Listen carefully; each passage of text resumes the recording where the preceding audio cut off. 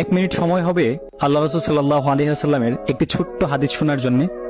একবার আম্মাজান হযরতে আয়েশা রাদিয়াল্লাহু তাআলা আনহা আল্লাহ রাসূল সাল্লাল্লাহু আলাইহি ওয়াসাল্লামের দিকে তাকিয়ে বলছে যে, ইয়া রাসূলুল্লাহ, আপনার পূর্ণিমার চাঁদের মতো চেহারায় কালো কালো দাগ কিসের? তখন রাসূলুল্লাহ সাল্লাল্লাহু আলাইহি ওয়াসাল্লাম চুপ হয়ে গেলেন।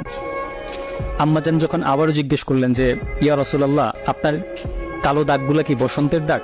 তাহলে আপনি আল্লাহ তাআলার কাছে দোয়া করেন যেন তিনি আপনার কালো দাগগুলোকে সরিয়ে দেন।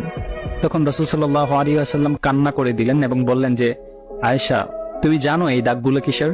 আমার এই দাগগুলো সরিয়ে দেওয়ার জন্য আমি আল্লাহ তাআলার কাছে কখনোই দোয়া করব না। এই দাগগুলি হচ্ছে তাইফের ময়দানে যে ছেলেরা আমাকে পাথর দিয়ে আঘাত করেছিল, সে আঘাতের চিহ্ন।